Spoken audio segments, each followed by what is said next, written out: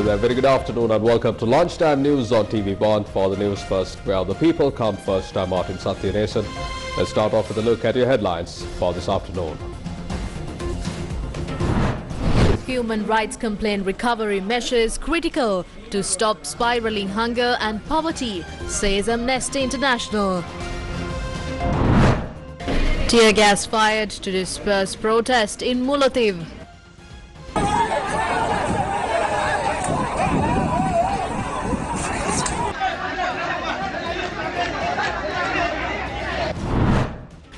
Parliament heats up over situation surrounding Wasantha Mudalige. පොඩ කතා කරන්න ඊට දෙන්න.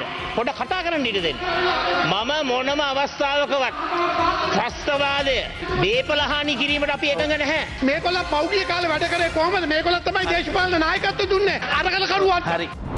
Kabir Hashim appointed as chairman of Committee of Public Accounts. Jeevan Thondaman steps out of National Council. Special fuel pass for tourists. Litro drops gas prices. Now the stories in detail. Sri Lanka police fired tear gas and water cannons to disperse a protest opposite the Mullaitivu Fisheries Office. Fishermen were engaged in a protest opposite the Mullaitivu Fisheries Harbour for several days, and another group visited the protest site on Wednesday. Sri Lanka police said that the tear gas was fired to disperse both groups in order to prevent them from brawling with each other.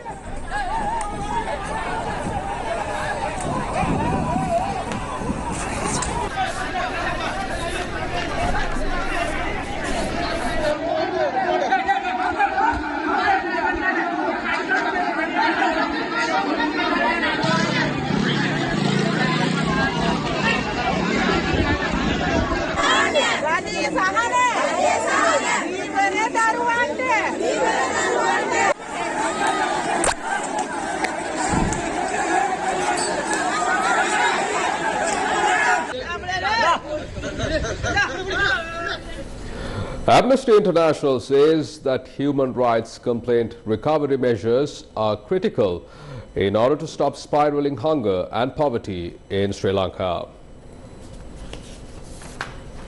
Amnesty International said in a new report on Tuesday that Sri Lankan authorities and the international community must fully incorporate human rights into their responses to the country's economic crisis, as people in the country face serious concerns around access to healthcare, whilst being driven to the brink of starvation, widespread malnourishment and deep poverty. The report, "We are near total breakdown. Protecting the rights to health, food and social security in Sri Lanka's economic crisis," exposed the catastrophic impact of the crisis on the economic and social rights for the people of Sri Lanka. It added that the Sri Lankan authorities and donor states must ensure that they meet their obligations under international human rights law by safeguarding the rights to health and adequate food in all aid agreements. The government of Sri Lanka and international financial institutions must also conduct human rights impact assessments before implementing economic reforms. It remains unclear as to whether these have been or will be conducted. Leader of the opposition, Sajith Premadasa, inquired about the safety of the convener of the Inter-University Students' Federation, Wasantha Mudalige, who is currently detained under the Prevention of Terrorism Act. He made the following remarks in Parliament earlier today. Wasantha Mudalige, Venerable Galdawa Siridhamma Himi and Hashantha Gunatilaka have been detained under the Prevention of Terrorism Act in Tangol under a 90-day detaining order. It has been more than 48 days. Honorable Prime Minister, what is the crime that they have committed? We get to know that in the night, Wasantha Mudalige is taken to Malwana, Kadawata, Gampaha and Navagamuwa. We don't understand the motive for this. Why can't you do this during the daytime? They will assassinate Wasantha Mudalige and tell us he tried to escape, so we shot him. You are causing your own demise with the Human Rights Commission. Instead of the Terrorism Act, a Counter-Terrorism Act has been drafted now. Thus, the government's focus is to implement it.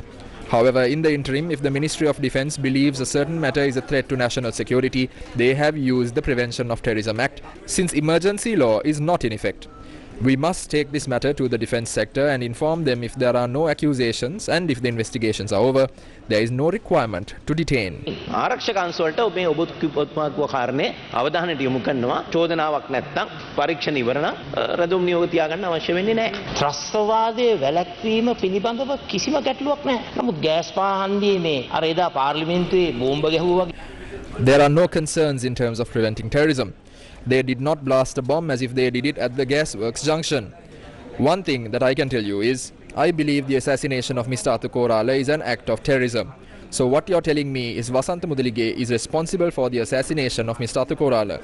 I like to mention that we are not ready to protect terrorists and murderers. I can understand your sorrow. We are not at any time in favor of terrorism, burning houses and causing damage to property. ත්‍රස්තවාදියෝ මිනිමරුව ආරක්ෂා කරන්නට අපි සූදානම් නැහැ. ඔබතුමාගේ වේදනාව මට තේරෙනවා. පොඩ කතා කරන්න ඉඩ දෙන්න. මම මොනම අවස්ථාවකවත් ත්‍රස්තවාදය, ගෙවල් ගිනිබත් කිරීම, දේපල හානි කිරීමට අපි එකඟ නැහැ. නමුත් මම අහන්නේ අතුකෝරළ මැතිතුමා ලිවියකට ප්‍රචණ්ඩත්වයට විරුද්ධයි කියනවා. They are saying they are against violence. The dean of the Peradeniya University describes how students are ragged. These are people who provided political leadership to the protesters. Around 600 houses were burnt. There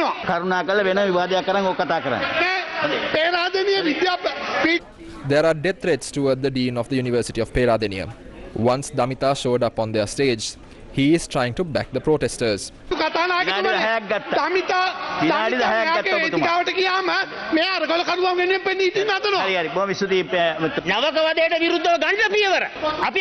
Take action against ragging in universities. We are against it. What I am telling you is don't take innocent people to custody under the Prevention of Terrorism Act. The Students' Federation of Rajarata University convening a media briefing in Anuradhapura stressed on the immediate release of Wasantha Mudalige and others who have been detained. Wasantha Mudalige, Venerable Sri Damatero and Hashan Jivanta are detained under the Prevention of Terrorism Act. They are kept inside dark rooms and even without producing them to the courts. It is going to be over 50 days since their detention. They spoke on behalf of the lives lost in queues. We are asking what is the crime our brothers committed for them to be arrested under the Prevention of Terrorism Act and call them terrorists.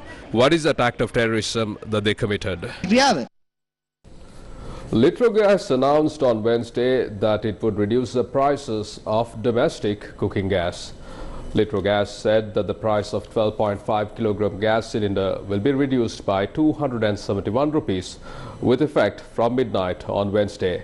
The existing price is 4,551 rupees and following the revision, the new price will be 4,280 rupees. The price of 5 kilogram gas cylinder has been reduced by 107 rupees to 1,720 at the same time. The 2.3 kilogram gas cylinder will be reduced by 48 rupees to 800 rupees. Meanwhile, the Petroleum Distributors Association said that it decided to call off the trade union action and place orders for fuel from Wednesday. Kapila Nautunna, the secretary of the Petroleum Distributors Association, stated this decision was reached after a solution was provided by the subject minister regarding their concerns. The Petroleum Distributors Association stepped away from placing orders for fuel from Tuesday morning. This was in protest against the decision taken by the Ceylon Petroleum Corporation to recover the 45% discounts awarded to distributors. As the Petroleum Distributors Association stepped away from placing orders for fuel, long queues were seen leading to filling stations across Sri Lanka. Although the Petroleum Distributors Association suspended their trade union action, fuel queues were witnessed at many areas on Wednesday morning. Limited stocks of petrol and diesel was available in Kurunegala filling stations.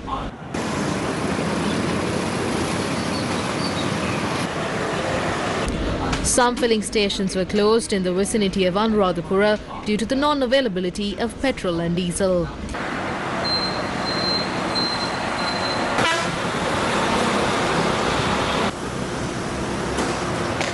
Queues were also seen at places where there were filling stations only issuing petrol.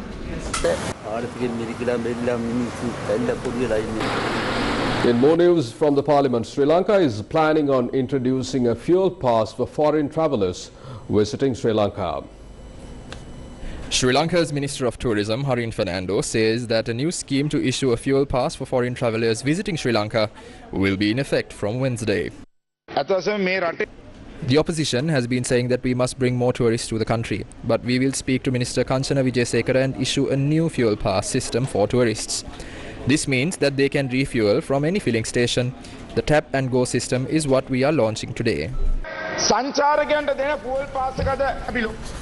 The Secretary of the Ceylon Workers' Congress, parliamentarian Jeevan Thondaman, has stepped down from the National Council.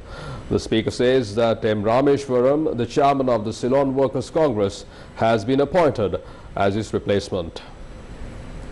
Parliamentarians M. Rameshwaran and Patali Champika Ranawaka have been nominated for the National Council, as parliamentarian Jeevan Thondaman has decided to step out of the National Council.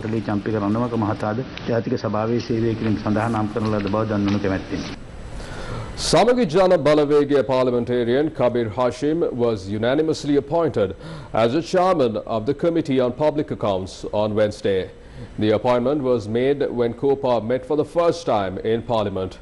COPA comprises of 27 MPs, that includes 12 ruling party MPs and 15 opposition MPs. The vote on the resolution on Sri Lanka at the UN Human Rights Council will take place on Thursday in Geneva. Justice Minister and President's Counsel Vijayadasa Rajapaksa, speaking to Newsfirst, said Sri Lanka has prepared a program to respond to the resolution. He said that Sri Lanka is currently in the process of making the necessary amendments. Meanwhile, Sri Lanka's Foreign Minister Ali Sabri told reporters that the UN Human Rights Council is unnecessarily intervening in the country's internal matters. Sri Lanka's Foreign Minister Ali Sabri said if anyone is responsible for economic crimes, they will be dealt with according to the law of the country. He said Sri Lanka does not accept the term economic crimes mentioned by the UN Human Rights Commissioner's report, and what Sri Lanka requires now is economic reforms. The Foreign Minister said that the UNHRC does have the expertise to educate Sri Lanka on economic reforms. He said it is the IMF and the world that possesses the expertise on economic reforms. The Foreign Minister said that Sri Lanka, together with the IMF, World Bank and the debt restructuring experts, are engaged in discussions for economic reforms. He slammed the UNHRC for forcibly keeping Sri Lanka on the agenda without allowing the country to move forward, adding that there is unnecessary intervention on Sri Lanka's internal matters. ණය ප්‍රතිව්‍යුහගත කිරීම පිළිබඳව විශේෂඥයන් සතුව ඔවුන් එක්ක එකතු වෙලා අපි මේ ප්‍රතිසංස්කරණ සිදු කරගමින් පවතිනවා. The Foreign Minister also made the following comments.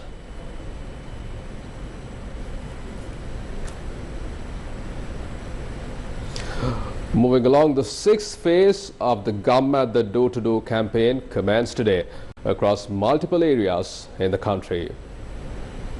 The Gain Getter Janatawa Venuwen Janatawa Udesa. The sixth edition of the Gum at the Door-to-Door program is currently underway in the Jaffna, Matale and Kalutara districts.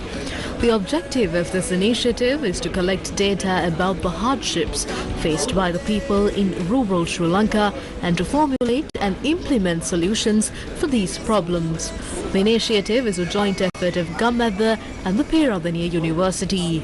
The purpose of this year's assessment is to identify the severity of the ill effects faced by the people of rural Sri Lanka due to both the COVID-19 pandemic and the economic crisis that is prevailing in the island. The Gamadha team in Jaffna visited the Uyarupelam area in Illavalai and identified that the main issue faced by the people is a lack of proper housing. In addition, the people are also in constant battle with the drug menace that has plagued the area. Thereafter, the team visited the Sandalipai village, where the main issue faced by the villagers was the lack of fuel to engage in agriculture. The Gamadha team observed that the existing economic crisis had severely affected their livelihoods.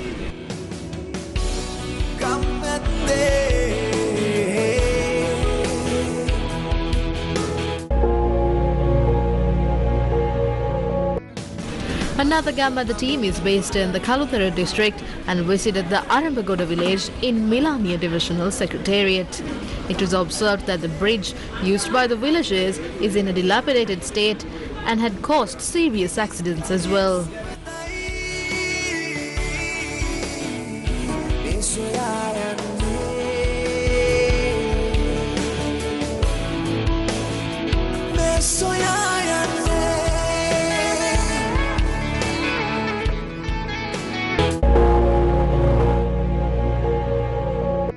The third Gammada team is in the Ratkaralava village in Matale district.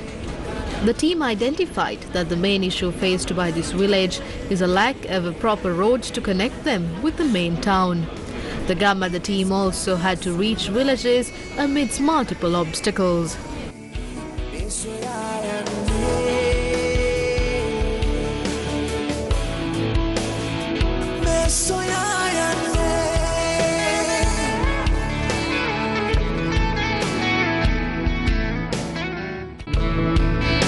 Gammada Gain Getter.